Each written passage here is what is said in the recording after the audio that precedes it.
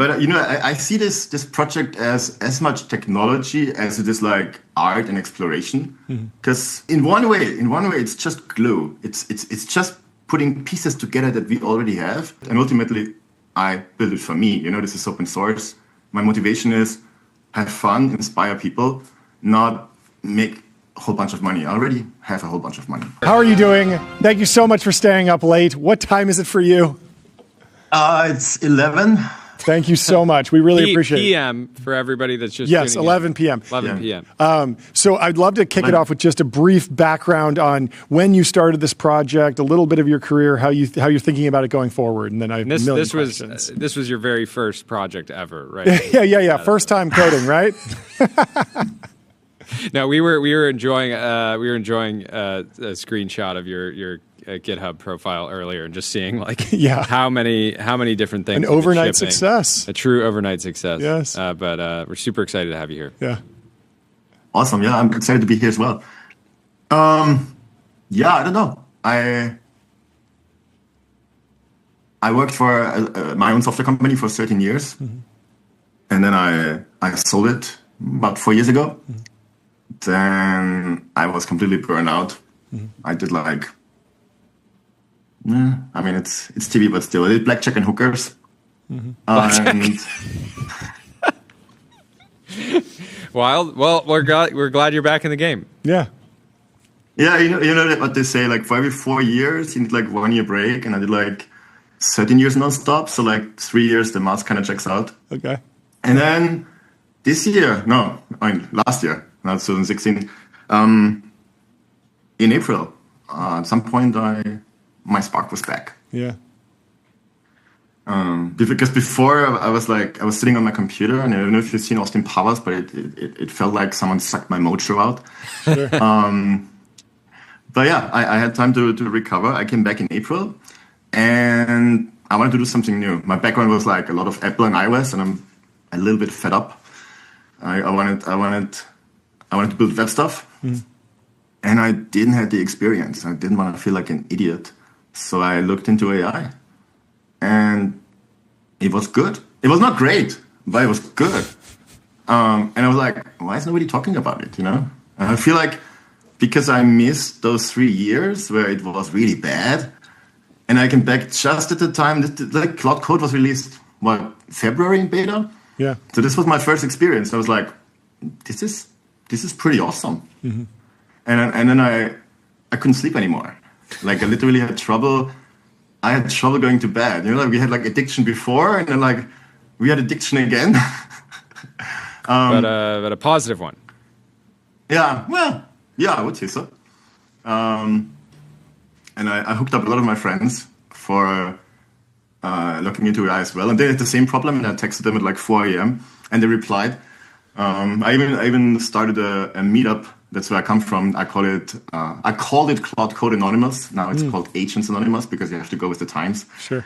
And yeah, ever since then, that's what I say on my profile. I came back from retirement to mess with AI. Yeah. And I'm having loads of fun. That's great. I love it. Maybe walk us through some of the other stuff that you shipped and worked on prior to this, and even just kind of your mindset working on these different projects. I'm assuming at different points you would think that some would get more traction than others, but it would probably be impossible to have predicted in some ways that this would have gone from almost to the point. The reason that this is so wild is I'm seeing people on Instagram that I don't think of as people that follow tech at all, and they're at the Apple store getting a Mac Mini. So it feels like it just went it broke containment incredibly quickly, and you see the GitHub stars are actually, I've never seen a chart like this. Everybody loves to show their charts, but the chart is actually unbelievable. It's just a line going straight up. I need to talk to someone at GitHub because I don't think there's been a project before that's been straight. It's crazy. It is batshit insane. Yeah. Honestly, my main mantra is I want to have fun. The best way to learn these new technologies is if you have fun with it. You have to play with it. So I build little things that I think could be useful. I tried different languages. I tried different approaches. And it's agentic engineering. I don't like the word vibe coding so much. I always make the joke. I do agentic engineering, and then when it starts hitting 3 a.m., I switch to vibe coding, and then next day I have regrets. Yeah. You should have just gone to sleep, basically. Yeah. Yeah. Sometimes that's hard. But then I just build little things. I had this idea about personal agents in May already. And I tried, it was like the time that GPT-4.1 was out. And it was just not good enough.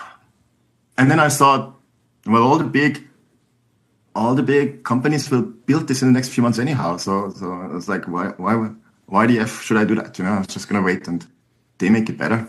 Yeah. And then I built that. And I built a lot of stuff. There's like one project that is still unfinished that I at some point want to finish. And I built a lot of CLIs because that's where agents are really good. You have to close the loop. That's always the secret. You have to build it so that the agent has the best possible way to build software. That's the secret a little bit. I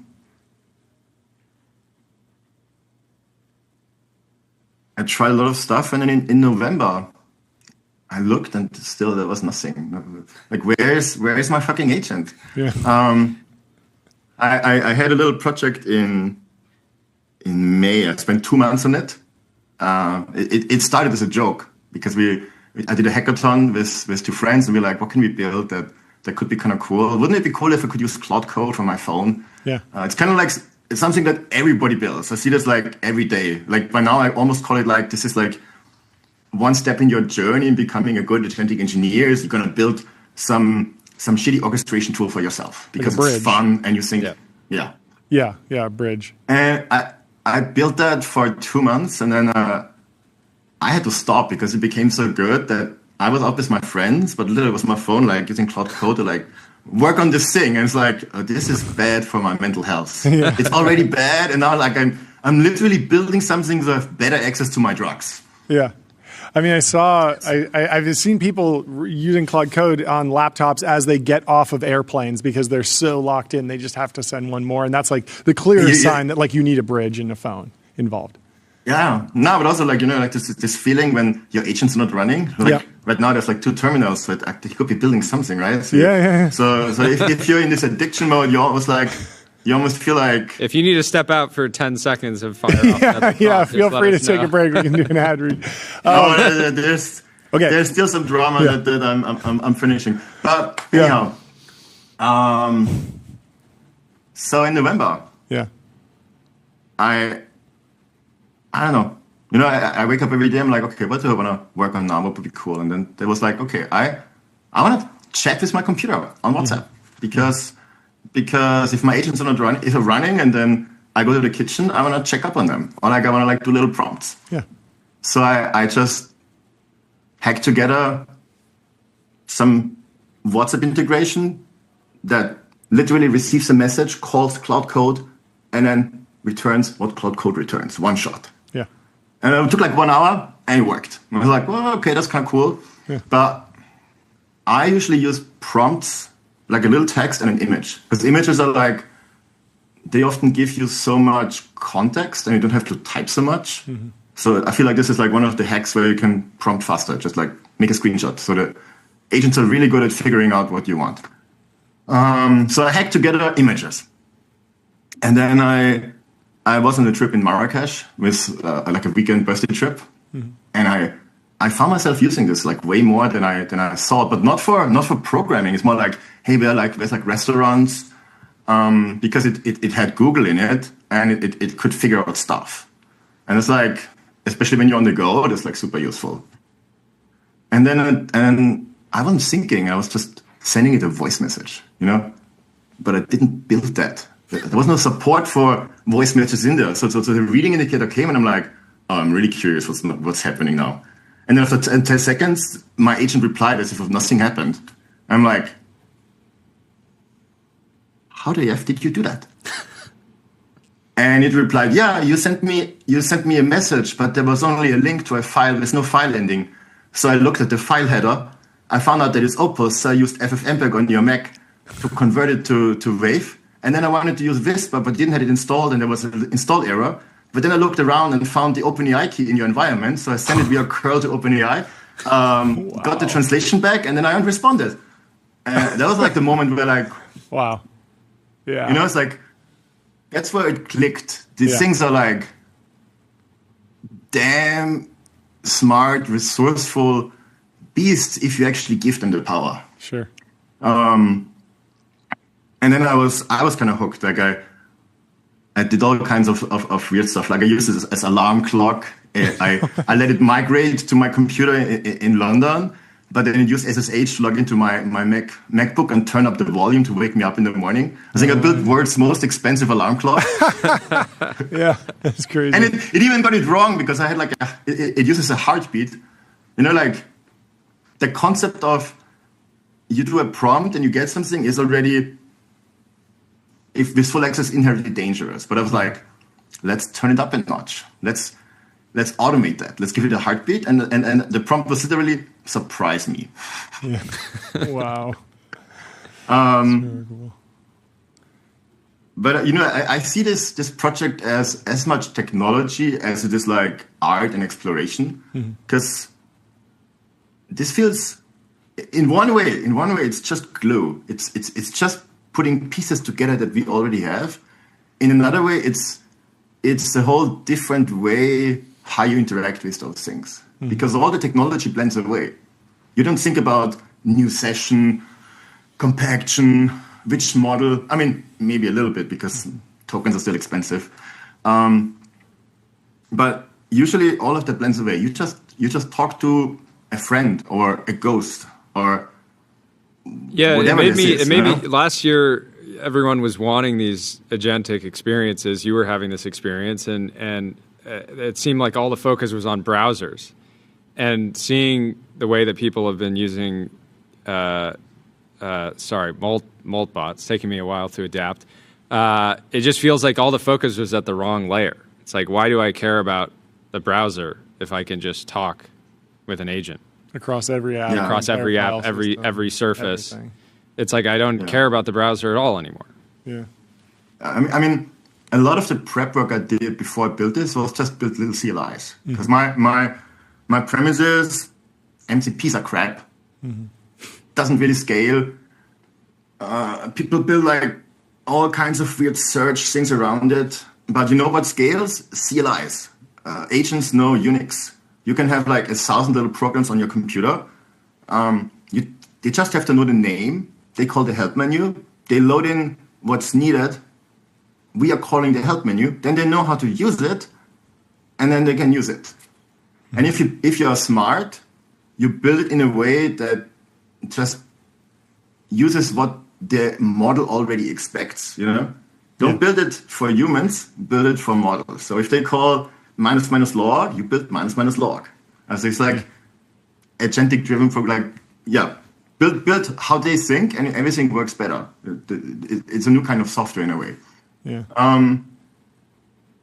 So for most of the things, I don't need a browser. Like I built something for the whole Google thing, for places, for my Sonos. I hooked up my cameras, my home automation system, and like with every little CLI and skill, my agent got more power and it got more fun. Yeah. And I already had a lot of that working when I built the WhatsApp thing. And I just got hooked. And the thing was, I found it amazing. And I talked about it on Twitter. And usually when I talk about projects, I get response. But this one, it was very muted. It feels like people are not getting it. I showed it to my friends, even my non-tech friends, and they're like, they wanted it. So it was like I was up to something, you know. But the tech people wouldn't get it. So I tried a bunch of things. Like I kept working on it because I used it, and ultimately I built it for me. You know, this is open source.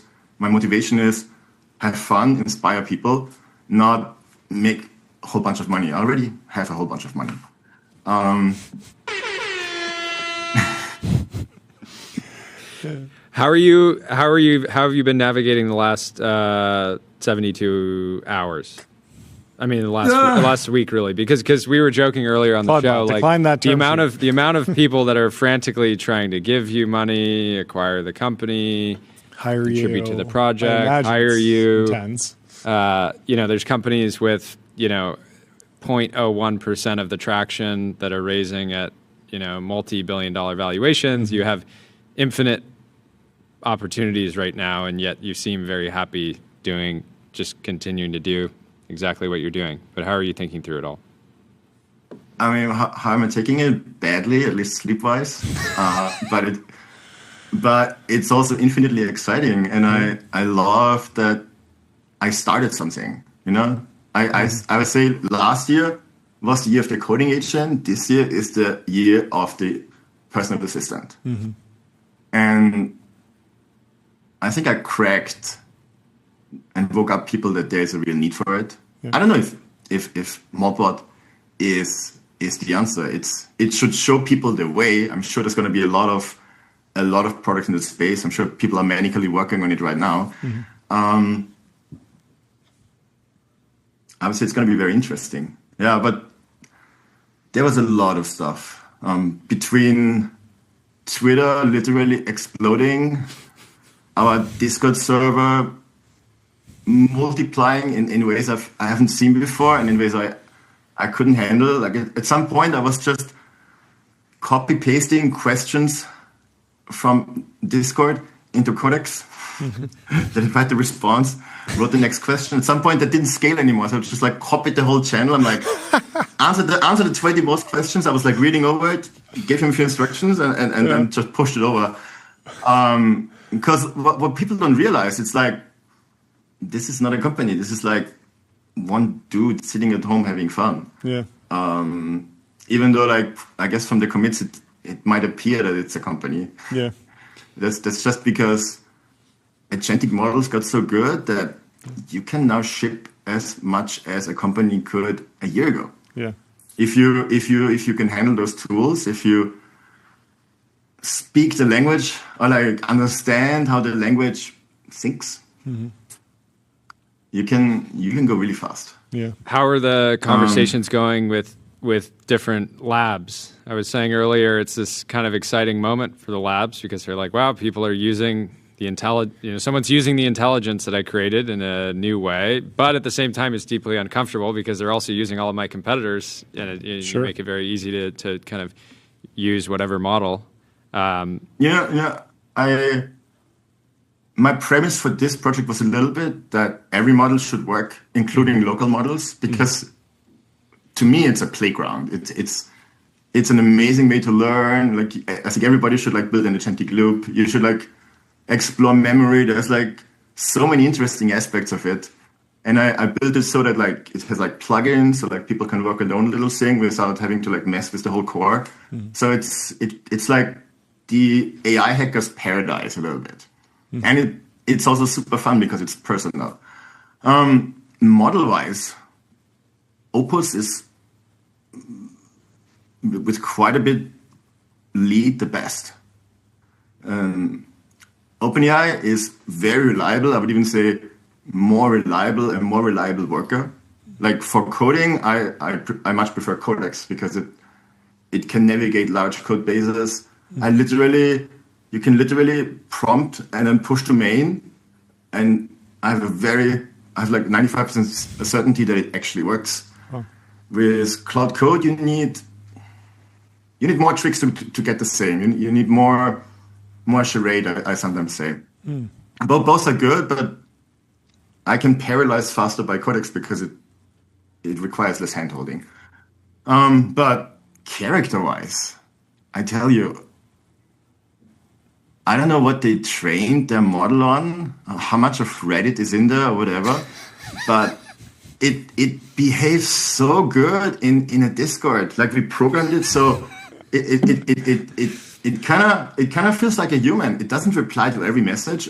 I gave it this thing where it can reply, no reply, basically like a token, and then we just don't send a message. Mm. So it's not like it spams with every message. It's like it listens to the conversation and then sometimes brings a banger. And like that actually made me laugh. And it's kind of hard because the jokes of AIs are usually really bad. Yeah. And I only really experienced that with Opus. So that's my favorite model. That's also why it's a little bit of a banger that I got an email from Anthropic that I had to rename the project. Mm-hmm. And I mean, kudos, they were really nice. They didn't send their lawyers. They sent someone internally, but the timeline was a bit rough. And like renaming a project with that much traction, it was a bit of a shit show. I think everything that could have gone wrong today went wrong. Oh no! I tell you. Yeah. Like, I mean, for what it's worth, I think the new name works really well. I guess the thing that's actually good, I think in the long run it'll be good. Yeah. I mean, obviously it's good for Anthropic. It's kind of untenable to have this massive viral, even though it's not a company, right? An open source project, have this viral kind of brand out in the world that it doesn't matter if it's spelled differently, but when people are running around talking about Clawdbot or Claude, there's obvious confusion. But I think it'll be very good for Maltbot to have independence and have its own brand, and I think it's so early and the experience is so magical that it'll solve itself very quickly. It'll be fine. But I tell you, like, I got some additional pressure, so I was like, screw it, we do it now. Yeah.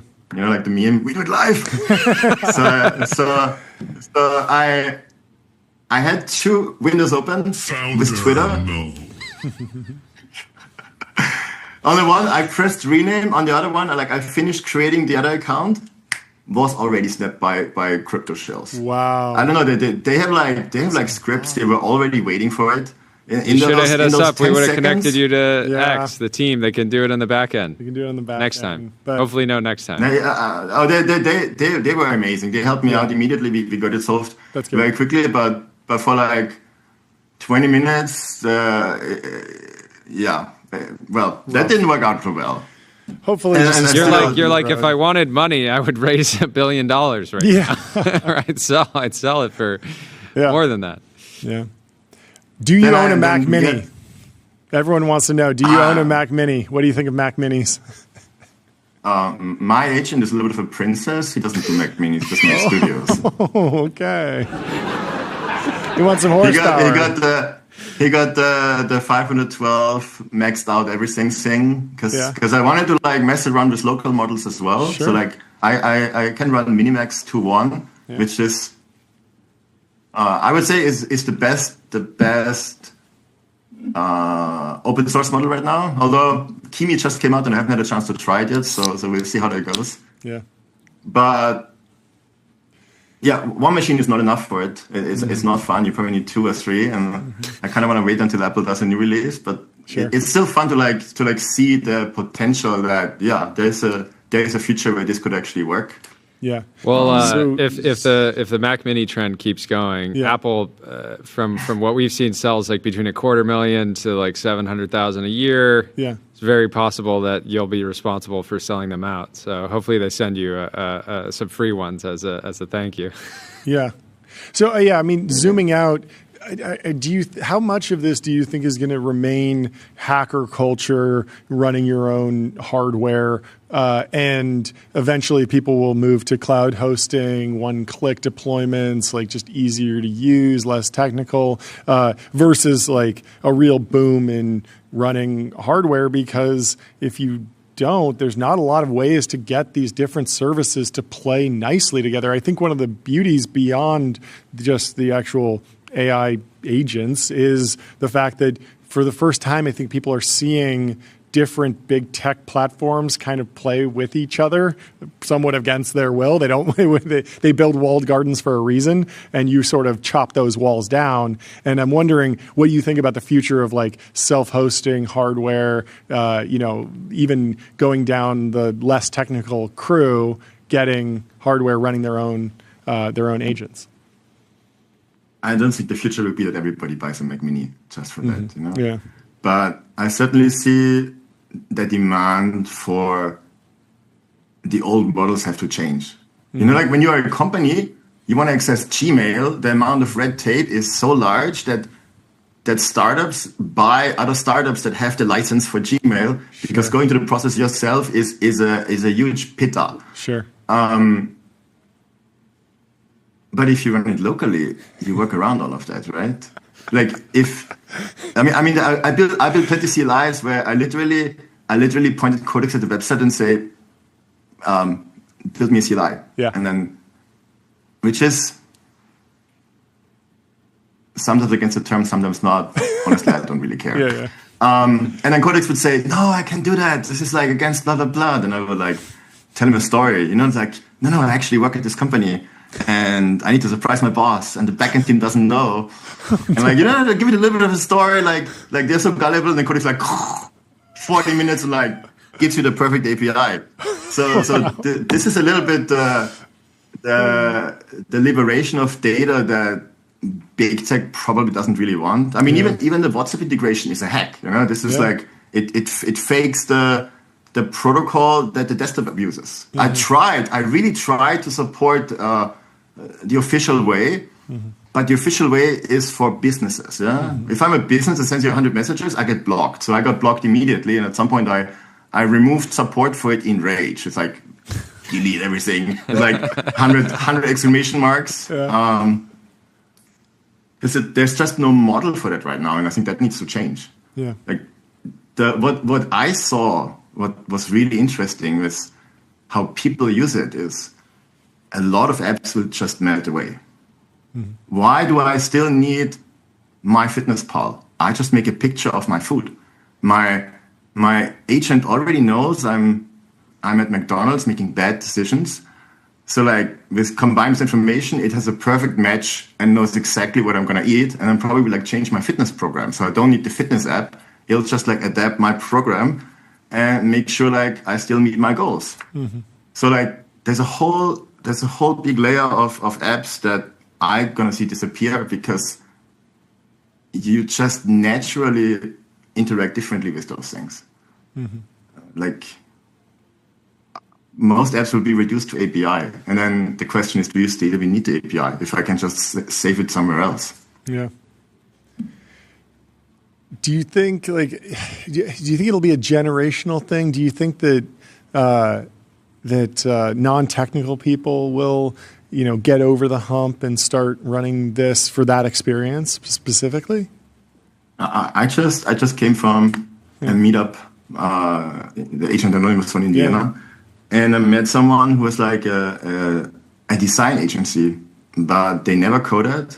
And he was like, he discovered me early in December. He started using Maltbot. Yes. We're gonna manage eventually. Don't worry, we'll say it thousands of times this year, I'm sure. So we will. Multibot. I was just saying Multibot. That's cute. Yeah. And he was like, we have 25 web services now. We just build internal tools for whatever we need. And like has no clue. He has no clue how coding works. He just like uses Telegram and like just talks to his agent, and his agent builds stuff. So there's this whole shift of you don't subscribe to random startups anymore that build like this common subset of what you need. You just have your own hyper-personalized software that solves exactly your problem, and it's also free. Yeah. So and non-technical people do that, because it just comes so naturally. You just talk your problem, and then the thing builds what you need. And you also don't forget, like, this is the worst that the models ever are. Like, this is only going to go up. This is only going to become easier and faster. Mm-hmm. Have you met Jensen yet? Because I feel like you're making his life. You're definitely helping out NVIDIA too. It's an extreme bull case. It's like if I would have had my tinfoil hat on, I might say you're an big AI industry plant designed to create more inference demand. Yeah. Yeah, I guess I am. Just no, we were joking around. Just an indie. What's next? Yeah, what's next? Yeah, I'm assuming you hopefully get after you finish firing off prompts at 3 a.m. You get some sleep. What are you doing tomorrow? There's a lot of emails from security researchers right now. Yeah. The thing is, I built this for fun, for me to use one-on-one on WhatsApp or Telegram. The whole thing with Discord was like added, but the model was that you trust the people that are in there. Now people use it for untrusted experiences. Yeah. They use like the little web app that I have that was meant for debugging. They put it on the open internet. So like all the threat models that I didn't care about are now there because people use it differently, and I'm being bombarded. There's like some stuff that's valid, some stuff that I just never cared about that is technically valid, but that's not how I use it. I don't know how to deal with that yet because the whole system is broken, you know? Like I'm like one guy, I do this for fun, and you expect me to sift through 100 security things for use cases that I don't really care about. So we'll see how that goes. Luckily, I'm starting to build up a team. There's definitely people that do care a lot about this. So I would say this is going to become a very secure product eventually, because right now the whole world is like pulling it apart. And if you're honest, this is all byte coded, you know? Like there's quite some agentic engineering in it, but ultimately I wanted to build something to show people anyway, not a finished product from enterprise company. And I would even say, like, I don't know if any company would touch it, because we just haven't solved some things. Like prompt injection is not solved. There is absolute risk, and I try to make it very clear in on the website. And even when you start it, you have to like, please read this document. There's like with great power becomes great responsibility. And to my early users, they understood. There's a lot of AI researchers in there as well.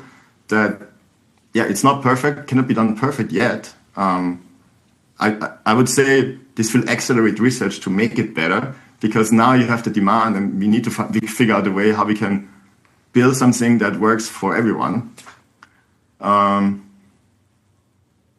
But yeah, right now I'm working on making this a community. It should be bigger than me. Also, I need help. It is way too much work. Like I can only go so much without sleep. So as any part of you want to form an actual company that then contributes to the open source project, but solves some of these problems that are going to require a bunch of people that presumably would need a salary in order to commit all their time to this, or do you want to keep it just a bunch of hackers forever? I think instead of a company, I would much rather consider a foundation, or like something that is non-profit. I haven't made up my mind yet. There's 10,000 VCs just punched a hole in the wall. Actually, I don't know. Some people have had a good track record investing in nonprofits over the last 10 years. So. How do you think about open source licensing? What are you picking now? Are you switching? Do you have any plans to change the license? How do you think about someone just taking this and selling it? This will happen. This will totally happen. I would say the premise against it is, let's make open source so good that there's not a lot of space for people to like convert it and make it their own thing. Sure. But ultimately it's a trade-off. I wanted it to be accessible and free. You pick MIT or something like that. Yes, that will get you people that sell it. Yeah. But ultimately, it doesn't even matter that much. Code is not worth that much anymore. It's you could just delete that and then build it again in a month. It's much more the idea and the eyeballs and maybe the brand that actually has value. So let them. You are already a cult hero. Yeah, the chat's going crazy for you. Everyone loves you. This is one of the most refreshing and unique interviews we've ever had on the show. For sure. We'll let you get some sleep. Thank you so much for hopping on the show. Yeah, anything else you want to share before you jump off? Yeah. Yes, I would love to have maintainers. Like if if you love open source, if you have experience, if you love sifting through security reports, or if you love taking software apart, but then also help and not just like throw work at me because I'm like at my limit, email me. I want this to outlive me. I think this is too cool to let it go to rot, and it needs good people. Yeah. Incredible. Are you going to ship that product you had in the chamber? You said there was one you were close, or are you going to lock in on this? That's more a hobby. I don't know. Yeah. No, I have some other ideas in my head of what something like this could become, and it doesn't need to be this, but I don't want to share too much. Yeah, no problem. Come back on the show when you launch that. We'd love to have you. Purely for the love of the game. The love of the game. You're an absolute legend. It was great hanging, Peter. Thanks so much. Get some sleep. Get some sleep. We'll talk to you soon.